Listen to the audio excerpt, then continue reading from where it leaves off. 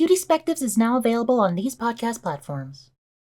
I think the arts are a very good place for being queer, for coming out. Before coming out, of course, that was like my safe space, really. Like years later, I look back at my stuff and, oh, wait, I was writing about lesbians, maybe because I was already a lesbian. Always fun to reread your old stuff. Cutiespectives is presented free of mid-roll ads thanks to the support of viewers like you. Hello everyone, welcome back to Cutiespectives, sharing the perspectives of people all throughout the LGBT spectrum. I'm Jasmine Page, and today I'm welcoming another very special guest to the show, author and performer Glauconar Yue. Thank you so much for being here. It's very much a pleasure to have you on the show. Thank you so much for having me, Jasmine. It's really nice to be here. So let's just start out with some general questions. Why don't you just introduce yourself? Tell us who you are and what you do. Yeah, hi, I'm Yue. I use they, them, or her pronouns.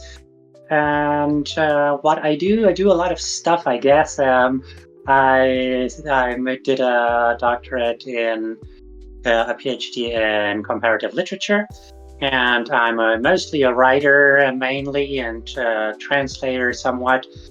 And that takes the shape of writing poetry, writing short stories, and also lately, every time more increasingly, I'm writing for theater. So we're having, we're having a lot of very different forms of theater pieces. Integrating drag and whatnot, but I guess we will get into details in a minute. That's so amazing. It's so cool that you have like such a diverse array of like different things that you do. Yeah, thank you. Yeah, it's hard to put them under one roof sometimes. That's kind of the hard part, I guess. That I do too much, but at the same time, at some point, it all comes together. Anyway. Exactly, right. So, I just want to ask this, but in your particular field, what is your experience with the LGBT community? I think the arts are a very good place for being queer, for coming out. I think it's historically always been a safe space for LGBT plus people, and of course, especially in theater. You get into different roles, and then you can try out different genders, and it's just a character, but then maybe not. Or you can also write different characters who are.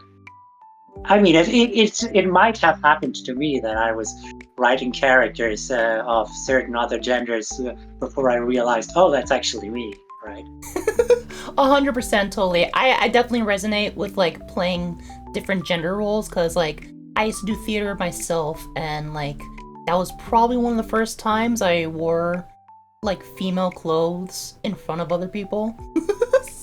So in this field as well, I know you mentioned this vaguely, but how is the LGBT community represented? Well, that's very different. I guess it's very different in every case, especially. Like it's a very wide field we're talking about, right? So I'll just try to describe my experience with the German culture system at this point, which is which is in itself a very competitive system, of course. And in that regard, there is a lot of gatekeeping of all sorts. But at the same time, it is also a field of opportunities, of possibilities for people of different genders and with different forms of migration background, as they call it here. So this is. So I think there is a lot of presence and a lot of participation of very diverse people. And at some level, the industry, the system also recognizes that the diversity is very important for the system to keep functioning, even though there is also a hard form of gatekeeping towards everybody. In the LGBT community, there is actually not a lot of gatekeeping in most spaces. very welcoming, and I think that's very important to keep it that way. Of course, there is still some people who are more equal than others in there, and there is some differences, and I think that's complicated, that we need to get the community on the same page again, and to kind of cut out some, weed out some, or iron out some infighting problems that are happening currently. True. And yeah, so I think, but at the same time, at first level, it's very important to have these safe spaces, and to have spaces where we really have everyone together, all the letters of the alphabet there, and connecting to each other, so that people can really find themselves there, you know? Yeah, that sounds like a very like optimistic outlook on the community. Specifically like within your area, because I know you live in Germany, correct? Yes. Living in Cologne, and kind of loving it here for the last 5 years about now. Oh, that's so cool. That's so cool to hear.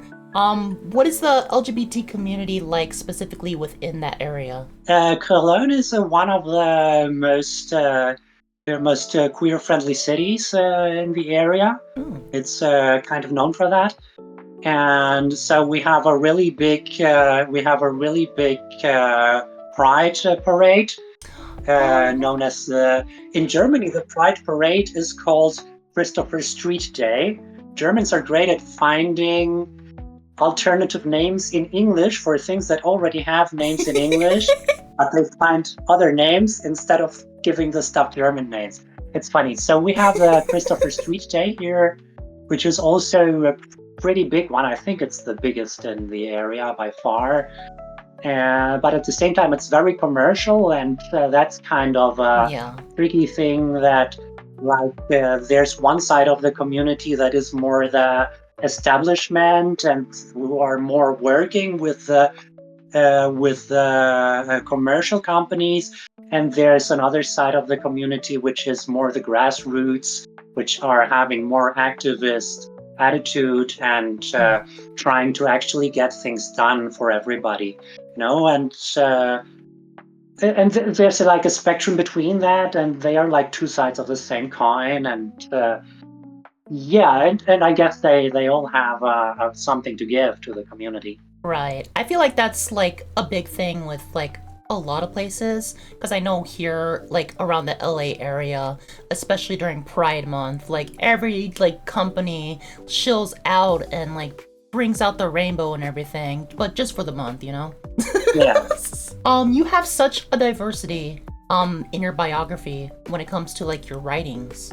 You're a poet, you're a dramaturg, you're a playwright, you're a published novelist. What set you off down this path of pursuing writing? Well, before coming out, of course, that was like my safe space, really. Like in reading and writing and books, I could exist without being perceived. Like I could, it was the one fantastic space where I didn't have to have a body, and that was a big relief to me at the beginning. So it was really like escaping into a world of fantasy at some point, and then also getting more deeper into imagining ideas. And fortunately, I had, of course, good teachers in that area at school who also were supportive for me being able to keep developing in that regard. And at the same time, in growing up bilingual, also set up a very big interest always in what language is and how it it gives different perspectives, right? Yeah, totally. Like I can totally see that, like you being interested in pursuing writing, being bilingual, and playing with like words and everything. You got your start in fan fiction, is that correct? Yes, probably that was one of the starts, or an important thing at the beginning, for sure. And yeah, so I just I just started trying stuff out and started publishing stuff online about the animes that I liked at that time, about Evangelion, about Lane. What else was it at the beginning? I don't know, some obscure stuff, I guess. But there was a lot of that. That is awesome because I also did a YouTube search on you before and found some like you have lectures online about like Death Note and Evangelion.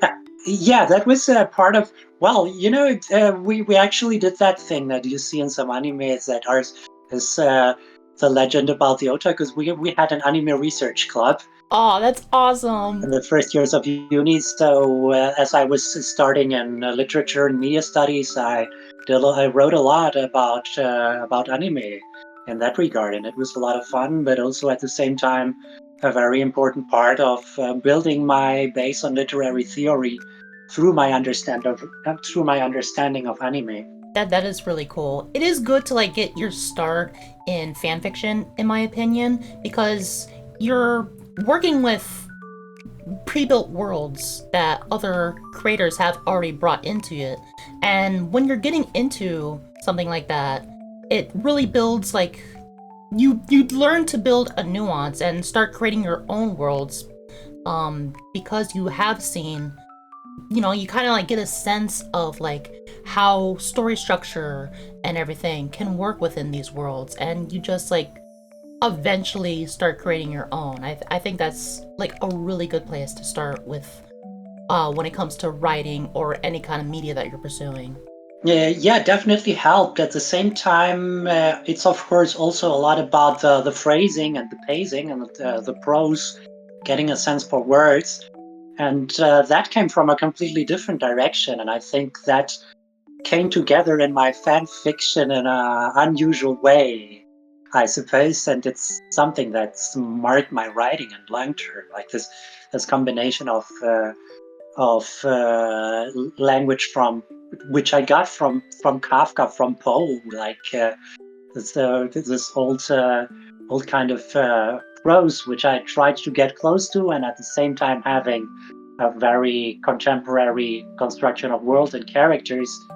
It's something that came together in what ended up being my writing, I suppose. Yeah, that's awesome. You mentioned briefly that this writing kind of helped you come out as a queer individual and led you down a path of self-discovery. Do you want to elaborate on that? Well, maybe I'm not sure how to explain it as a whole, but yeah, I guess there are just cues in some of my old stories, like very often thinking about like what if this character was the opposite gender, and what if they're both, and what if they keep swapping during the story, Right. and what if this girl is in love with the other girl, and then they have a long tragic romance, and at some point, like from completely different side, I started experimenting with myself, and yeah. So years later, I look back at my stuff, and oh wait, I was writing about lesbians maybe because I was already a lesbian. That's kind of always fun to reread your old stuff. Yeah, that's fantastic. So you do feature quite a bit of queer themes and characters in your works. Why is it important for you to feature queer characters in your writing? I'm I'm still working on getting it more explicit on that. A lot of stories that I started years ago, and that I'm only publishing now, are still stories that are kind of at surface level read as heterosexual romance, but like they have a lot of queer symbolism. So I'm like in the Matrix situation, when Lana Wachowski said, "This is the Yeah. before." I see that in a lot of my older novels that I'm only finishing now, and but I think it's really good. Like especially when coming out, it helped me a lot to be able to recognize myself in characters, in and in situations, and finding words for what I am. And I also have to say, like, having spent my teenage years in Peru and South America, that was a space where the word non-binary didn't exist. In general, in the 90s, the word non-binary didn't exist. And I didn't have a word for saying what I wanted and what was going on. So I just knew I'm not like binary trans. I'm not the kind of person. I don't just want to be a woman all the time. Right. Then what is up? So it took me a lot of references. It took me a lot of representation to finding, oh, I can actually do that, and finding out that I can actually do that. I really needed representation. I really needed words. I really needed narratives and stories and characters that told me that I could do that, so that I could come out like that.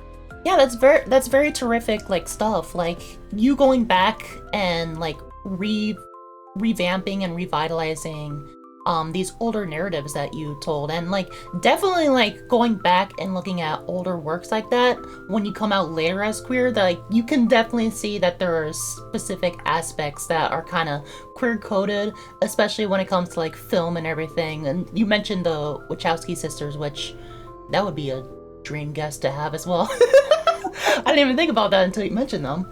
But for these characters and things that you are creating, are your views of these characters within the worlds that you're creating more of an optimistic view or a pessimistic view?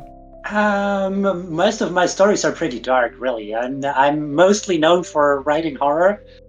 So, and if I'm writing horror, then I also like it to be tragic. I want something like, yeah. But lately, I'm also trying to think more of like a possibility. I do think it was Friedrich Dürrenmatt who said, like, a story isn't over until the worst possibility has happened. So you really need to be consequent and go all the way and see what's the worst that could happen, and have it all unfold. And at the same time, Harold Bloom also said, like, comedy is but tragedy averted. So maybe you have to look the worst possibility in the eye and then still say, you know what, yes, the worst could happen, but also after the worst, something more could happen. And then we turn the story around, but we need to also talk about the bad stuff. And I think that's something that's very important to me in the story, to bring the dark side also, to give a voice to it. Yeah, I can definitely see that in like some of your writings. Recently, reading some of your works, I've read Bloody Vengeance, which is about like this trans woman who ends up finding her true identity after she becomes a vampire and starts seeking revenge on the people who like abused her. You have another poem, because I read some of your poems as well. This one was titled Soy. I think that might be like a bad word I probably shouldn't say, but yeah, you'll have to edit that out. It's a great poem though. It's a great poem. It's very touching and really a little depressing as well. Okay, I'm just going to like read like a little bit of an excerpt from it. Like the last line in particular is what like struck my heart. And this is translated from a Spanish poem, so forgive Google Translate. I do not forgive Google Translate, but go ahead and I'll comment. It's probably not verbatim, but essentially it says, "In the frozen ground of winter, I became a seed." And this is after like this kind of like self-reflection in certain aspects of this character where like I don't know, you can probably like talk about this more in depth because this is your work. Yes, of course. And yeah, that's a very heartfelt poem, which is me dealing with the fact of being sexualized as a trans feminine person, which is something that's sadly very common and very normalized even. And on the other hand, it's like It's a fact that a lot of trans people are sex workers out of necessity. While at the same time, this is like seen as something normalized and something unavoidable, even to a degree. So, like me trying to work through that and trying to really refusing to fall into this form of trying to find a sexuality that is not in function of somebody else is what's complicated, and which takes to a degree the form of renouncing sexuality too, if it's not in my own terms, you know. And so it's really wanting to have it in my own terms, but also being able to say, if it's not on my own terms, then I don't want it, and I'm going to dedicate my life to something else. I'm going to sublimate this and turn myself into just being there for the community in a different way, in a way that is not realizing myself through a partner relationship, but through somebody, just as somebody who's there as a sister, as a mother, maybe. Yeah. On the other hand, you have another poem titled Urgent, originally titled Urgente. Yeah. If I can say that correct, right? Urgente. Okay. That was a really touching poem. I love simplicity poems that really like have a really like positive message like behind it, because like the whole poem's about like, you know, speaking to yourself and learning to love yourself above everything, which is like a very touching thing. So is this a reflection, these works, a reflection on how you view our world and your life in particular? It's just very sincerely talking from my experience, but also specifically finding words for what is my experience in transitioning, and which I have found many people can relate to. So I think it's something that's definitely worth saying. And yeah, and at the same time, this particular poem is also like it's like loving yourself and taking time for yourself and doing these moments of self-care, even if it's just putting on some lipstick or whatever, or just spending an extra minute in the shower, you know. And that's like seen as something frivolous and something superficial, but it's something that's like really really important, especially if you're a person who is outside of the norm, outside of what is normally encouraged. Learning to love yourself in a world that does not necessarily give you that love all the time. That's a very act of bravery, and it takes like a lot of strength to find this urgency of doing what's really important. And sometimes what's really important is just spending an extra minute in the shower. Yeah, exactly. And in that outlook, I don't think that's superficial at all. Like, it's very important to like take care of yourself first and foremost. Cause like for me, I used to put other people before me all the time. And it wasn't the most healthy way to go about it, because I like to please people and I like to like really like help others, and it's a blessing and a curse in a sense, because oftentimes like I used to put other people before myself, and sometimes I still do. But like it's really important to take care of yourself, because I've kind of had come to this conclusion of this mindset is because if you can't help yourself, like you can't really help other people. Like if you can't save yourself, you can't save others. And that's kind of how I try to like go and live about life. Absolutely, that's a very important thing that we need to remember. Um, yeah, I'm gonna mention at this point that also this is a big thing that came from growing up Catholic, actually, like being making this renunciation for others all the time. It was something that was that I would taught very deeply, and that I very much did for quite a while. That made me deeply unhappy. So it's something that I had to work also through. And at some other point, yeah, and also at the same time saying that it's not something that you can also, of course, you have to take care of yourself, but you also have to reach out, right? You can't just expect to pull yourself from the bootstrap and suddenly be there a girl. Yeah. I think it's at the beginning of my transition also, people around me expected that I just, okay, I came out and now I have to suddenly pop out a girl and be perfect and everything. You've got to be more confident, and it doesn't work like that either. Like you need to look for support, and you need to build up that confidence through the people around you. And you have to surround yourself with people who will help you build that up by steps. Exactly, and there is a lot of support systems out there. Sometimes you just kind of like gotta dig for it, but for the most part, like, I believe like anywhere in the world, well, I haven't been everywhere in the world, but my optimistic outlook is like, I hope that there's like places like that everywhere in the world for queer people. I've been places. There ain't nothing. Yeah, really. If you go to Latin America, there's really no sort of official institutionalized support. There is some self-organized groups, but they are like very precarious, and they hassle a lot to support each other. And it's a very, very hardworking community, very tight in itself.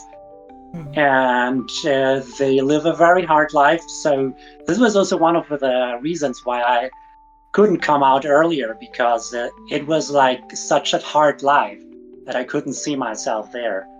So getting to Germany, it's a completely different experience. Here we have a lot of possibilities for support.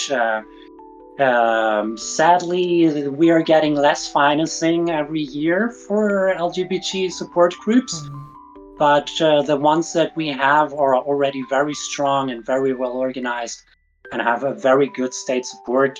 So there's a lot of possibilities, and you can really see the difference in what it does to people. Right. My heart really goes out to like those individuals, because like there's really no reason for like individuals like this to not get proper support systems. It's a deeply humanitarian thing to support individuals like this, support any kind of marginalized group. And like these people should receive support. So like I don't know what I can necessarily do.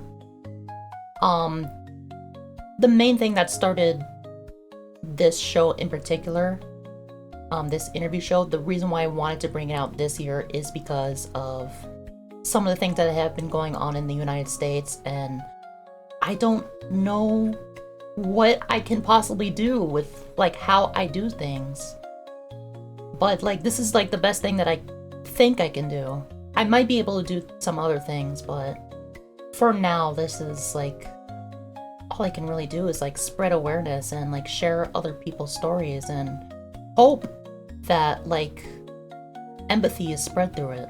That's already a great thing you're doing, I think, and it's very important to connect people, to share stories, and to stay visible, and to especially stay visible for each other, right? So that other people, I guess, can know we're still there and can still reach out to us, and that we stay connected and help each other.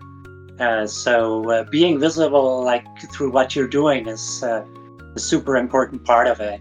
Oh, that's great to hear. Thank you so much. But let's move on to the next kind of line of questionings, because I know you do acting, performing, theater. You're also a performer, acting in theatrical productions. Recently, you did a play called Voyage of the Lieutenant Nun last year, which, as seeing the behind the scenes kind of like snippets, I kind of wish I would have went there because it looks like a really fantastic performance. What attracted you specifically to the stage? Well, it was something that I did at high school. I was a theater kid there, and I was just trying things out, with the workshop that were at school. But it was also a really fun thing to just be able to be somebody else and to have a script. I think it's something that my theater teachers said, like, if you have a script and then you know what's going to happen. So it's not like in real life where you have to improvise all the time. And Oh my god, it's yeah. and you can just pull through it and know where it'll get you and flow in it. And I think that's a very fun thing to be able to express emotions through that on stage and to find yourself in the emotions of the character for a couple of hours. And so that was definitely a lot of fun and something that also. I guess, like a lot of queer people, I'm also neurodivergent at some level, and so knowing that, knowing how to say this and knowing that I am presenting something to people instead of like intuitively just trying to be read in a way, being able to rehearse my expressions is something that I had to learn to survive, and it's something that's definitely fits in with theater. And I think that's also why theater has always been a safe space for queer people, right? Because we have to Yeah. act straight always at some point. It's always like, don't do that gesture, you look gay. But then you learn to act, right? So theater is an inherently queer space, I believe. Yeah, totally. Like I 100% agree with that. That being said, what type of roles do you tend to pursue while acting? That's very interesting to think about it because for a lot at the beginning, of course, I was just going with the roles that were assigned to me, which was like playing Ernest and the importance of being earnest. That was one of my first big roles. Or I was Valentin and Faust, who is like the brother of Margaret, who's trying to look for revenge. So these are like very knightly and gentleman-like kind of characters, and that was also fun at some level. But that's also still a part of me, I suppose. And at some point, at some point, there started being a difference between the characters that I was writing and the characters that I wanted to play myself. And I started writing characters where I didn't see myself playing, so I just wrote for other people to play those characters. Oh, Um, and Yeah. Also, and one funny shift was at some point where a friend asked me. There was this play from. Well, this is not exactly the character, but this is one of the characters which my friend Carol wrote, which oh, was a half orc woman. Well, this is her daughter actually, but the mother was a oh. half orc woman who moved to New York and went to flirting school and then learned to flirt and started having Sex in the City kind of love life and having an affair with some very superficial romancing guy and ended up having a very cliched love story while being an orc. So this is this very absurd story, and then these two people end up having a quarter orc daughter who loves ponies and has this a romancing pony story, which is this novel in particular. Oh. So this was a very tongue-in-cheek, absurd spoof of romance, and the author first asked me to play the orc, and I said no, I don't want to play an ugly woman because I've already been put in that role before, and I don't like it. So I'm going to play the guy, and I played the guy, and like playing a guy ironically and playing a silly guy and knowing like, oh, I'm the sexy guy. That was like very fun and very absurd, and it was still a form of drag, right? And Yeah. I think that is the kind of drag that I felt that I had a lot of fun doing. and I was wearing like a short blonde wig even during the play. So it was all very absurd. Um, and so that was kind of a turning point for me.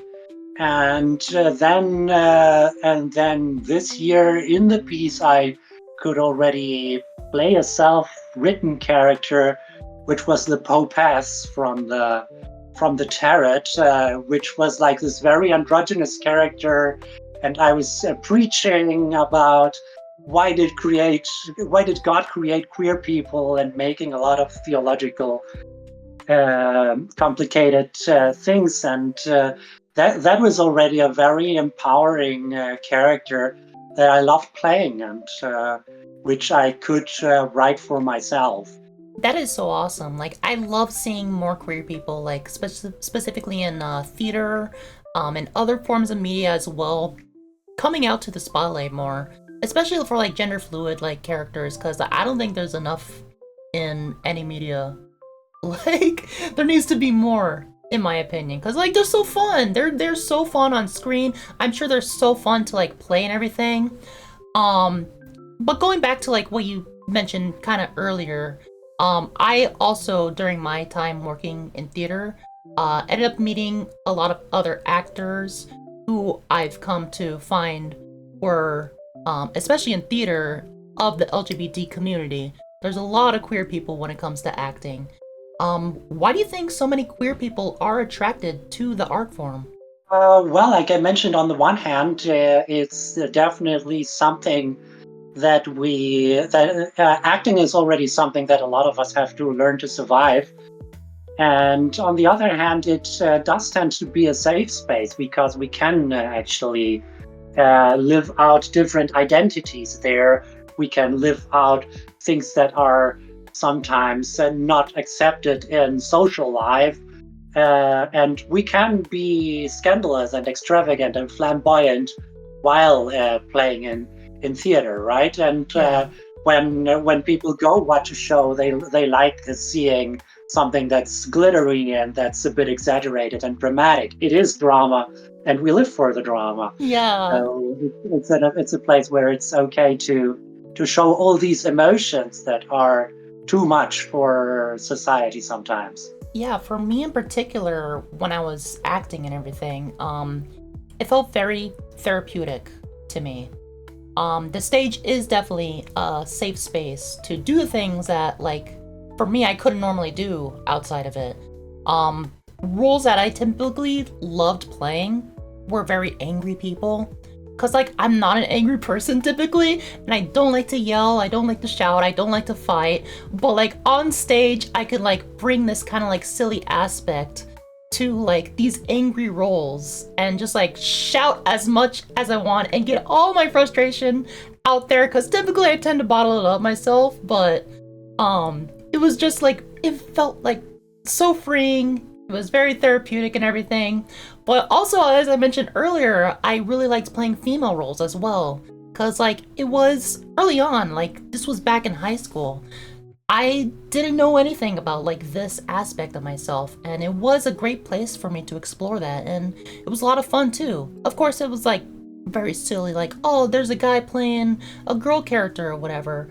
But like in my mind, it was just like, wow, I kind of like this, you know? Yeah. Way before I knew any of this journey. But theater is definitely like a safe space for expression for like a lot of people, and like I totally agree with like your outlook on it is that like a lot of queer people can like pursue acting and everything because it is a safe space to express that stuff where people can't normally do that. Yeah, I also like what you're saying, like with the experience of playing a different gender than the assigned one, right? If you're playing outside of your assigned gender, and of course, a lot of people will think at first that it's like a joke and it's like a role and it's something funny, but you can bring that true emotion to it, and I think that was also something important to me to play this not just as a joke, but also being consequent and bringing this emotional truth to it. And I think that's something very empowering that you can do, even if other people at the beginning think it's a joke. You can be real about it, and I really love doing that. I have a quote from you, and again, Google Translate. I apologize, but it's probably not verbatim again. But you essentially said something along the lines of, "I build an existentialist fantasy world from a non-human perspective."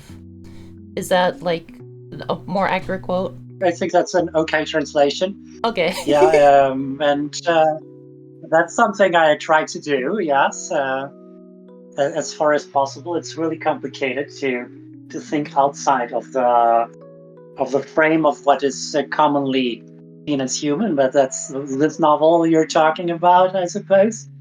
Oh. Black Temple Chronicles, Crónicas del Templo Negro. Which is yeah, it's really an immersive fantasy in a completely parallel world, and I really tried to do a lot of get away from a lot of the usual things that we have in fantasy, which are really just taken from human history, and thinking of opposite. How else could it be? I have a conlang constructed language in there, where I try to do stuff that doesn't normally happen in languages. Especially, of course, I focused on making it a language without genders and with its own form of pronunciation. And then we have a table here, which is about each translator gave each character a different gender. So you get different pairings, which are either gay or not gay, or gender reversed, depending on which version of the translation you decide to read this in. Is this one in English? Well, in the fictional version of the story, one English translation exists, and some footnotes are in English. All But the right. existing version of the book is sadly only in Spanish, with some footnotes saying the English translation actually says this. But it's all a metafiction. It's very, very abstract. Oh, that's so interesting. I just want to ask about like this particular aspect of creating individuals who aren't human. What initiative drives this aspect in particular in your writings? Well, I think it's important to get out of the boundaries of what we think, like words like normal, real, human are very predefined, and there are a lot of limited ideas of what it means to be human. So I really needed to get free of those shackles and think outside all possible boxes to express things that I feel are there or could be possible if we didn't deal with stuff like society, mortality, or certain forms of language that maybe we could think our lives differently if we lived under different conditions. You know, I guess some level of humanity is still there, and maybe it's just very different aspects of humanity that I'm exploring that don't come to voice in our historical framework normally. Yeah, that's a really like interesting like perspective to have. A theme that I have noticed in your works, and we've talked about this vaguely, is that you sometimes like to play with identity. Is this a reflection of your own journey of self-discovery? Yeah, it's definitely become more aware, more conscious as my transition progressed, of course. But I think it's always been there to a degree. I've always felt close, attracted by stories with changing identities, with transformations. because I feel that being able to change identities and transform is something that's always talked to myself a lot. Yeah, I can totally see that like being like an aspect that you want to explore in creating something like that, because like that's kind of what I tried exploring myself in like earlier YouTube adventures. I don't know if really and it came across that way because there was a little more like tongue-in-cheeky kind of like situations with it, and it was kind of like, I don't know, I felt like it was a little bloated, but still like a big thing that I do want to like focus on in the future is like exploring identity in media. Like especially like if you're familiar with the director Charlie Kaufman, he's a director and writer. He wrote for Eternal Sunshine of the Spotless Mind. He's also directed Synecdoche, New York. I am a really big fan of his works, and he does explore identity in a lot of his works, and it's really inspiring.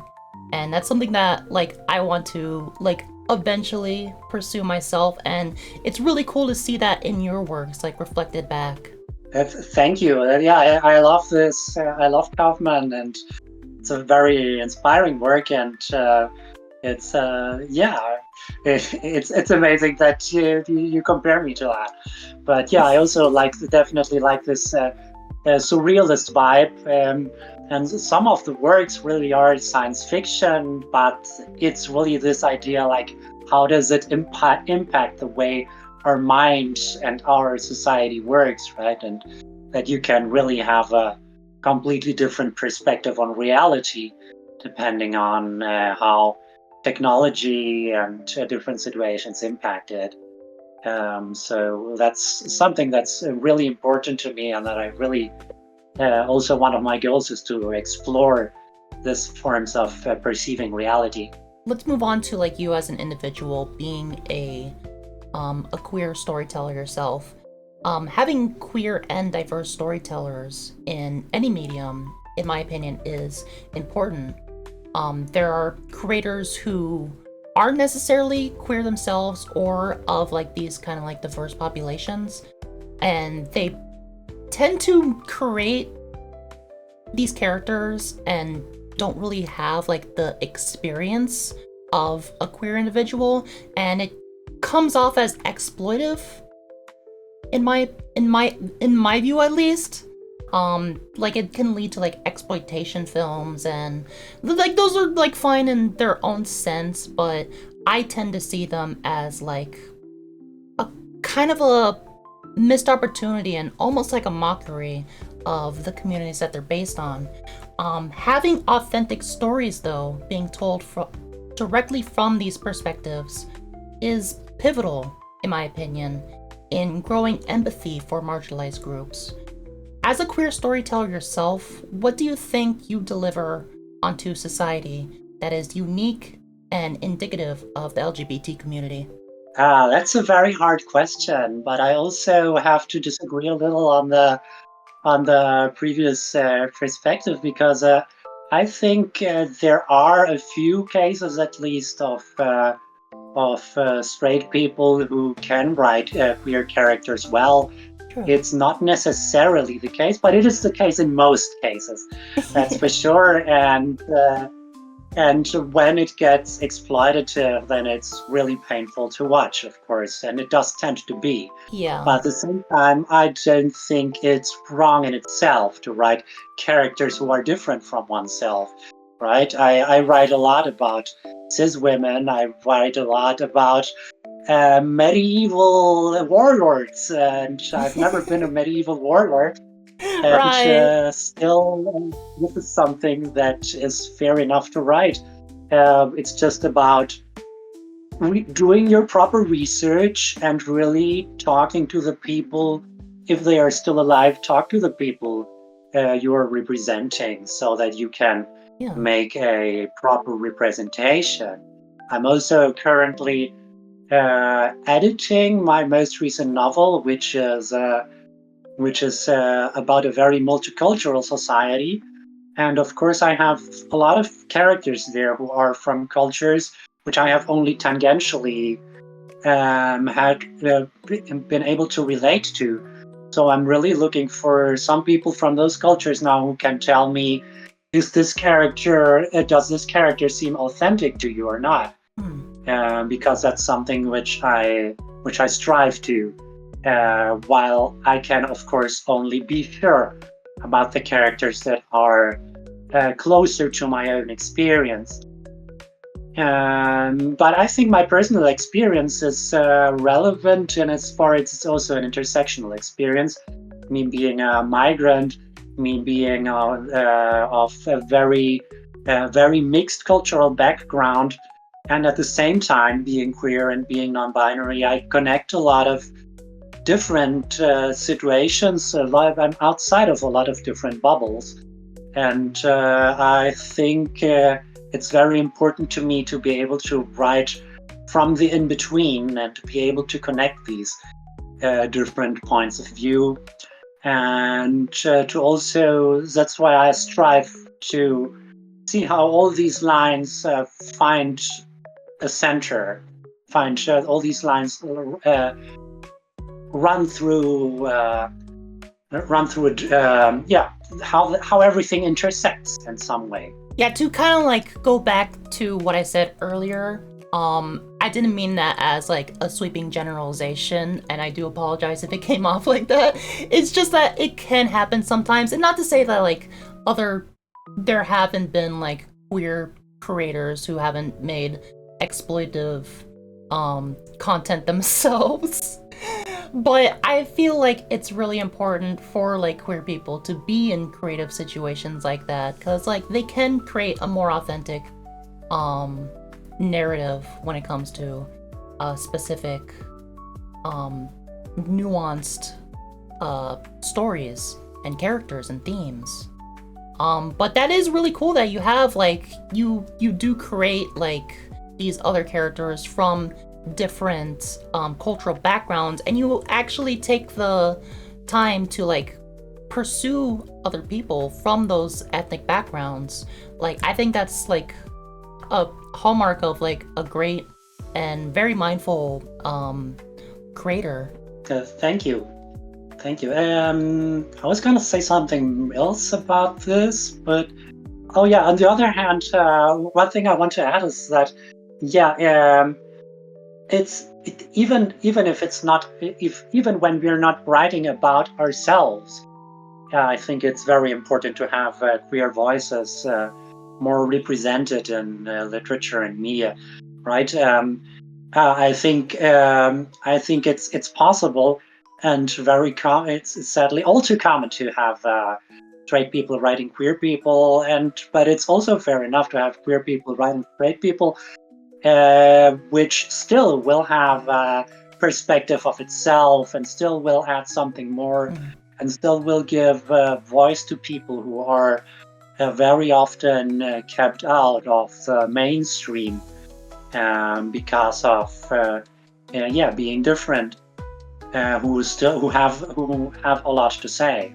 You're familiar with the philosophical ideology of existentialism, correct? Yes. I was a big fan of Sartre in my formative years. Yeah, I remember because like during COVID I quoted The Plague by Albert Camus, and I think you were the only person that understood the reference. Right, I remember that. So do you view the ideology as a way of living or more as a literary tool? It's definitely both, and I think I in general don't believe that there's that much of a difference between living and writing, between the stories we tell and the way we decide to live our lives. I think stories are always a way that we look at our own lives, even if it's stories from stuff that happens in a completely fantastical different worlds. The stuff that happens is still a way to think about what we do and how we live. So existentialism is definitely a very pragmatic form of philosophy. I remember, yeah, that quote by Albert Camus is like the most pragmatic ever to be said in philosophy. It's a little heavy one, but it says like the main philosophical question is it worth it to kill ourselves or not? Mhm. And like, is it worth living? That's the thing that matters asking, and that's what philosophy is about, and that's where existentialism really starts and focuses on saying, what do we do? Why do we get up every day? What do we do if there is no big cosmic purpose behind it? How do we find purpose? Which is a very, at the end of the day, phrases the question in a very pragmatic way. Yeah, I mean, you basically like said the whole ideology of existentialism like pretty profoundly just now. It saves me time for explaining it for the audience myself. But going with that in particular, do you observe that the queer narrative can be strong as an existential struggle? That's a complicated question, but yes, I definitely think that. I mean, existential struggle is the existential struggle is really the struggle to exist, who is at the base of human existence as such. So it affects queer people as much as anyone else. On the one hand, but on the other hand, I do feel there is definitely a way that queer people can relate to existentialism to a degree, more strongly than other people, maybe. I'm not sure I find the words for that right now, but yeah, I guess it's more about existentialism. Really faces the question of what's the purpose in living, and really confronts these hard questions. And I believe that since a lot of queer people have had to deal with depression and with the question, are my feelings, is my identity even real? Having that question leads to you to think about what it means to exist, right? And so I think that's what drives a lot of us close to the questions in existentialism, and to find real pragmatic questions on how to overcome depression and how to motivate ourselves to keep living if we cannot fit to the common narratives, which are very often straight dominated narratives. Yeah, there's also like the moral quandary of there's a lot of people within the LGBT community who have at least considered taking their own life, which is very much the basis of like existentialism, is trying to find um a way to fight back against that. And people within the community like who are banding together and trying to make a difference and trying to just exist and live as they are and as their identity. It's a struggle that is almost certain to fail in certain aspects. That's a very pessimistic way to look at it, but there is constant fighting back. And for those individuals who are, as Camus would say, like an existential hero, who are stopping at nothing to become who they are and present how they want to be, I feel like the queer struggle is definitely indicative of Kierkegaard and Camus' like identification of what the existential struggle is. Yeah, I think it's very important to talk about it, even if it's a very hard topic, because only by giving it some more thought we can really work through it. And I guess me and you, we've been in this, and a lot of other people have been in this, and we should also reach out to them and share our experiences and our, like I said earlier on, it's important to talk about the dark things so we can get through it together. And at the same time, I believe it's also important to I think there's a lot more. There's a lot more narrative about queer death and about queer depression than it really is in real life. And I think that's also a very unfortunate pressure of straight people writing about queer people Mm, because they only hear about us the moment we die. mm. And I'm currently very actively working on going beyond that and finding ways of talking about death, but also talking about life. Yeah.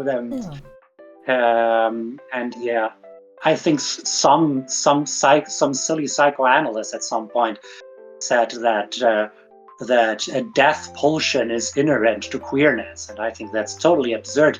Death pulsion is the only thing psychoanalytic language can describe, but the only thing that's really revolutionary is queer life, and that's real. That's what really resistance is about. Yeah, 100%. That is so like touching to hear that like you're pursuing more of an optimistic view when it comes to the queer narrative because I feel like we need a lot more of that in media.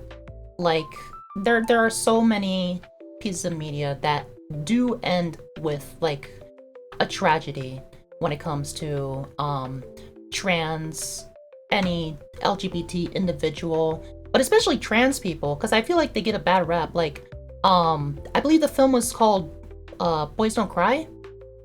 About it was a film about like a trans man. And spoiler alert, but like they get beat up and like their life gets taken away from them, which is like it's a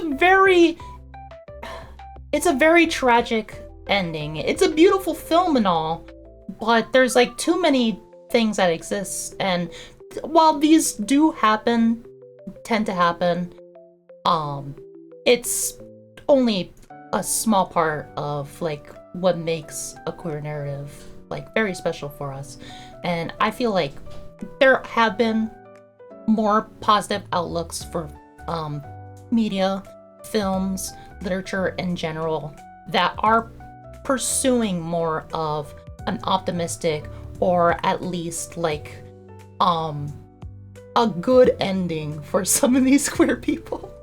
One of my favorite ones recently was Moonlight. While it's a very much like a very heavy drama about a gay man, it has a very happy ending, and it's really really touching, and I freaking love that movie.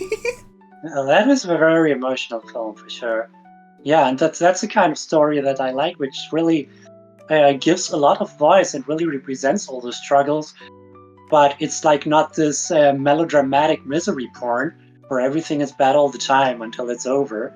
But it's really the character. The character has agency and is actively pushing back and finding ways to survive through this stuff. And he really finds a way in the end, which is like very small glimpse, but it's there, and there is a chance. Yeah. There is a possibility after all, and there's a reason to keep on fighting. And I think that's the most important thing, and that's also the kind of story that I like. Yeah, 100% agree with that. Like, these kind of narratives of, like, it's a struggle sometimes, sure, but all life is. All life for pretty much anyone is. And that's why, like, narratives like this, I feel, in my opinion, can lead to greater empathy for, like, people who don't really know about, who aren't queer, who don't know about the community, who have this kind of, like, old way of thinking about it as well. I think we need more creativity when it comes to queer narratives in media, and it's really cool that you're pursuing that in your works, and I hope to see that more in the future from every angle. Do you have any advice for people like us who are pursuing writing and performing as a profession? Well, I think it's very important to just get started, to really start doing things and doing them badly at the beginning, and at the same time start slowly. I think that's the most important thing when writing. Take it by steps. I know a lot of people I know a lot of people who want to start writing and then they want to start by writing a 500-page novel. That's not going to work out on the first shot, you know. Write a 10-page short story. Take your time for that, and then build your way up bit by bit. And know that of course, you're going to put your whole heart and all your energy and try to make the first one the best. But then the next one is still going to be better than that, and that's okay. That's how it goes. And at the same time, remember that your voice matters. I'm sure you have a lot to say there. And be true to it. Don't water down for mainstream cliches, and definitely try to find your own voice. Oh, that's so beautiful, beautifully put. All right, but that about wraps up all my questions. Thank you so much for being a part of this show. Remind everyone where they can find you. Well, you can find me on Facebook as Glauconar Yue Fantastic Fiction. Or you can find me on Tumblr as Glauconar Yue Altogether, or also Glauconar Yue Altogether on Linktree. There you can find a mailing list that I started recently. And there's a lot of other scattered places around the internet, which I'm not very consequent with, but at least I try to keep these few entries updated. Thank you so much again. Please go check them out in the link in the description below. Show them all the love and support. This has been cutiespectives. I'm Jasmine Page, and I'll see you with another special guest next month. Until then, take care of yourselves and have a great day. Thank you so much for watching. Feel free to share your perspectives down in the comments below and let me know who you'd like to see in a future video. See you next time!